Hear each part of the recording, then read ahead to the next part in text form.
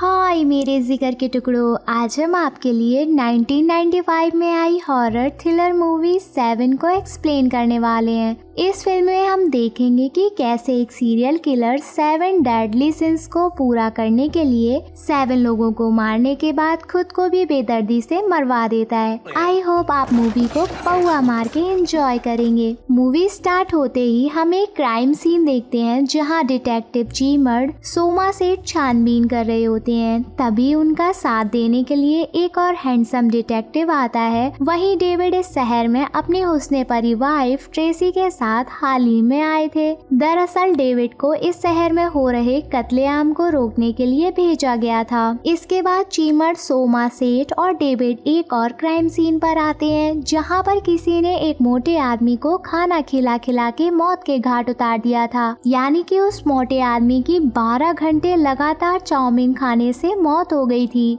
फिर ये लोग उस जगह पर छानबीन करते हैं और डेड बॉडी को पोस्टमार्टम के लिए भेज देते हैं। आगे पोस्टमार्टम के बाद डॉक्टर इन्हें बताते हैं कि इस मोटे आदमी के पेट से उन्हें चाउमीन के साथ साथ कुछ लकड़ी के टुकड़े भी मिले हैं। इसके बाद सोमा सेठ फिर से इस मोटे आदमी के घर छानबीन करने जाते हैं। वहीं सोमा सेठ के बहुत ढूंढने पर एक फ्रिज के पीछे कुछ निशान मिलते हैं जहां से लकड़ी के टुकड़े लिए गए थे। वहीं सोमा सेठ को एक लेटर और दीवार पर ग्लूटोनी लिखा हुआ मिलता है। गाइस, ग्लूटोनी का मतलब होता है भूख। इस दौरान शहर के एक मशहूर लॉयर को भी कोई लुढ़का देता है। दरअसल किलर ने इस लॉयर को मारने के लिए उसे खुद का पौंड मांस निकालने पर बेबस कर दिया था और बहुत ज्यादा खून बहने की वजह से इसकी मौत हो गई थी। वहीं डेविड को छानबीन करने के दौरान वहां फर्श पर खून से ग्रीड मतलब लालच लिखा हुआ मिलता है और वहीं डेविड एक टेबल पर उस लॉयर की वाइफ की फोटो देखकर हैरान हो जाता है क्योंकि किलर ने उसकी आंखों को खून से रंग दिया था। इसके बाद सोमा सेठ दोनों क्राइम सीन की छानबीन करने के बाद अपने सीनियर ऑफिसर और डेविड के पास जाता है जहां सोमा सेठ दोनों मर्डर के बारे में बात करते हुए बताते हैं कि आगे अभी मेरे हिसाब से 5 और मर्डर होने हैं क्योंकि किलर बाइविन के 7 डेडली सिंस को फॉलो कर रहा है।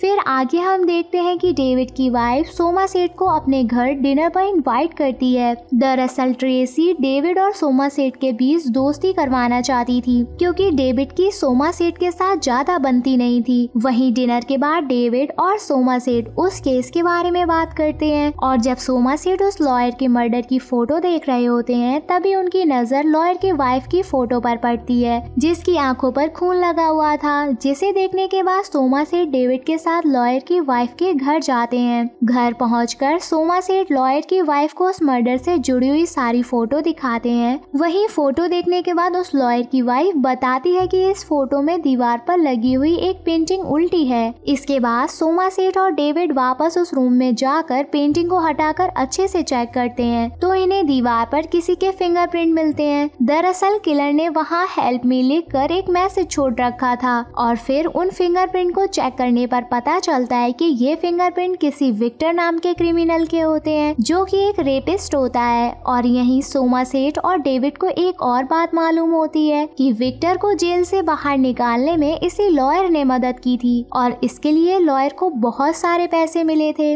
अब सोमा सेठ और डेविड समझ जाते हैं कि किलर जानबूझकर कुछ न कुछ मैसेज छोड़ रहा है ताकि पुलिस को भी उसके बारे में पता चल सके। मतलब कि बोले तो किलर बड़ा होशियार है। वहीं आगे सोमा सेठ और डेविड पुलिस फोर्स के साथ विक्टर के घर जाते हैं जहां ये लोग देखते हैं कि विक्टर को किसी ने बुरी तरह से बेड पर बांध रखा होता है। वहीं पहले तो इन्हें लगता है कि विक्टर मर चुका है लेकिन जब ये लोग बॉडी को टच करके देखते हैं तो उसमें अभी भी जान होती है। इसके बाद सोमा सेठ विक्टर को फटाफट हॉस्पिटल भेज देते हैं और खुद उस कमरे में छानबीन करने लगते हैं। तभी उन्हें वहाँ दीवार पर स्लोथ मतलब ही आलसी लिखा हुआ मिलता है और साथ में विक्टर की कुछ फोटो भी मिलती हैं जिन्हें किलर पिछले 1 साल से बराबर खींच रहा था। दरअसल किलर ने विक्टर को 1 साल से इस बेड पर बांध कर रखा हुआ था। और वहीं जब डेविड और सोमा सेठ अपनी इन्वेस्टिगेशन कर रहे होते हैं तभी अचानक से एक पत्रकार उनकी फोटो खींचने लगता है और डेविड घर आते हुए उस पत्रकार को वहाँ से भगा देता है। इसके बाद सोमा सेठ और डेविड विक्टर का एक स्टेटमेंट लेने के लिए हॉस्पिटल जाते हैं, जहाँ डॉक्टर्स इन्हें बताते हैं कि इसकी इतनी बुरी हालत है कि अगर हम लोगों ने इसे टच भी किया तो ये निपट जाएगा। वहीं डॉक्टर बताते हैं कि ये कुछ दिनों पहले ही अपनी जीभ को काट कर खा गया है, क्योंकि इसे साले वनमानुस किलर ने 1 साल से सिर्फ ड्रग्स देकर जिंदा रखा है और खाने का एक भी निवाला नहीं दिया है। वहीं अगले दिन सोमा सेठ के पास डेविड की वाइफ ट्रेसी का कॉल आता है, जो सोमा सेठ को मिलने के लिए एक रेस्टोरेंट में बुलाती हैं। और जब सोमा सेठ उससे मिलने के लिए जाते हैं तो ट्रेसी सोमा सेठ को बताती है कि वो प्रेग्नेंट है और ये बात डेविड को भी मालूम नहीं है। वहीं ट्रेसी बहुत ही ज्यादा परेशान होती है, क्योंकि ट्रेसी अपने बच्चे को इस शहर में जन्म देना नहीं चाहती थी, क्योंकि इस शहर में बहुत ही ज्यादा क्राइम और लूटपाट मची रहती थी। वहीं सोमा से ट्रेसी को समझाते हुए कहते हैं कि मैं तुम्हारी बातों को समझ सकता हूँ, और फिर सोमा से ट्रेसी को समझाने के लिए अपनी प्रेम कहानी बताते हैं कि मैं भी एक लड़की से प्यार करता था और एक दिन उसे मालूम होता है कि वो लड़की भी प्रेग्नेंट है, लेकिन सोमा सेठ नहीं चाहते थे कि उनका बच्चा इस जुर्म की दुनिया में जन्म ले, इसलिए उन्होंने उस बच्चे को गिरवा दिया था। वहीं सोमा सेठ बताते हैं कि उन्हें आज भी लगता है कि वो अपने बच्चे को बचा सकता था। इसके बाद सोमा सेठ ट्रेसी से कहते हैं कि अगर वो अपने बच्चे को जन्म नहीं देना चाहती है तो इस बारे में डेविड को कुछ भी ना बताए। वहीं सोमा सेठ ट्रेसी को हर तरह समझाने की कोशिश करते हैं। इस पर ट्रेसी अपने बच्चे को जन्म देने के लिए मान जाती है। आगे हम देखते हैं कि सोमा सेठ और डेविड एक ऑफिस में उस केस के बारे में बात कर रहे होते हैं। तभी अचानक सोमा सेठ को एक ख्याल आता है कि अगर किलर बाइबल के 7 डेडली सिंस के अनुसार मर्डर कर रहा है तो उसने जरूर किसी लाइब्रेरी से उस किताब को पढ़ने के लिए लिया होगा। तभी उन्हें एक लाइब्रेरी से एक आदमी जॉन का नाम मिल जाता है, जो हाल ही में 7 डेडली सिंस की किताब पढ़ रहा होता है। इसके बाद डेविड और सोमा सेठ जॉन के घर जाते हैं, लेकिन वहाँ पर इन्हें कोई भी नहीं मिलता। लेकिन उस बिल्डिंग में एक आदमी इन्हें मिलता है, जो इन्हें देखते ही इन पर गोली चलाने लगता है। और जब डेविड उसके पीछे जाता है तभी वो आदमी डेविड के सर पर एक रॉड से हमला कर देता है और फिर वो आदमी डेविड के कनपटी पर गन रखकर उसे पकड़ लेता है, लेकिन वो डेविड को मारता नहीं है और फिर डेविड को वहीं छोड़कर चला जाता है। वहीं डेविड और सोमा सेठ समझ जाते हैं कि किलर कोई और नहीं बल्कि जॉन ही है। इसके बाद दोनों जॉन के रूम में जाते हैं तो उन्हें वहाँ डेविड की कुछ फोटो मिलती हैं। वहीं डेविड को फोटो देखते ही याद आता है कि ये फोटो उस दिन एक पत्रकार ने खींची थी, जिसे डेविड ने बुरी तरह गरियाकर भगा दिया था। वहीं डेविड को उस पत्रकार का चेहरा बहुत अच्छे से याद होता है, इसलिए डेविड उसका स्केच बनवाता है और अब उनके पास जॉन की फोटो भी आ जाती है। वहीं सोमा सेठ को घर में छानबीन के दौरान एक शॉप का बिल और एक लड़की की फोटो मिलती है, जो एक ऐसी लड़की की होती है जो पैसे के लिए लोगों के साथ घपाघप करती थी। वहीं सोमा सेठ को जब अंदाजा हो जाता है कि जॉन का अगला शिकार ये लड़की ही है, इसके बाद सोमा सेठ और डेविड उस बिल वाली शॉप पर जाते हैं, जहां उन्हें पता चलता है कि उस शॉप में पेलम पिलाई वाले सारे साधनों की बिक्री होती है। वहीं इन्हें एक फोन आता है, जिससे इन्हें पता चलता है कि उस फोटो वाली लड़की का पता चल गया। और फिर सोमा सेठ और डेविड उस जगह पर जाकर देखते हैं कि उस लड़की को किसी ने बहुत बुरी तरह से मार दिया था। वहीं उस रूम की दीवार पर लस्ट यानी कि हवस लिखा हुआ होता है। और फिर कुछ देर छानबीन करने के बाद उन्हें वहाँ पर एक आदमी मिलता है, जिसने उस लड़की के साथ गलत करके उसे मार दिया था। दरअसल जॉन ने इस आदमी के कनपटी पर गन रखकर जबरदस्ती एक चाकू को उस लड़की की बॉडी में बार बार घुसाने के लिए मजबूर किया था और इसी वजह से उस लड़की की दर्दनाक मौत हो गई थी। अब सोमा सेठ और डेविड बहुत परेशान होते हैं, क्योंकि उन्हें किलर के बारे में सब कुछ पता होने के बावजूद वो लड़की को नहीं बचा पाए। इसके बाद अगले दिन इन्हें एक और मॉडल लड़की के मर्डर की खबर आती है। जब सोमा सेठ और डेविड वहां जाकर देखते हैं तो उस मॉडल के चेहरे को बहुत बुरी तरह से काटा गया था। वहीं उस मॉडल के एक हाथ में फोन, दूसरे हाथ में पॉइजन होता है। दरअसल जॉन ने उस मॉडल के चेहरे को बदसूरत बनाकर उसे जिंदा छोड़ दिया था और फिर जॉन ने उसे 2 ऑप्शन चूज करने के लिए दिए थे, या तो वो फोन करके किसी से मदद मांग ले या फिर पॉइजन खाकर मर जाए। इस पर मॉडल पॉइजन खाकर मर जाती है क्योंकि वो पहले बहुत खूबसूरत थी और अब उसका चेहरा खराब हो गया था जिससे उसे सबसे ज्यादा प्यार था। वहीं सोमासेट और डेविड एक दीवार पर खून से प्राइड मतलब घमंड लिखा हुआ देखते हैं, जो कि उस मॉडल के खून से लिखा गया था।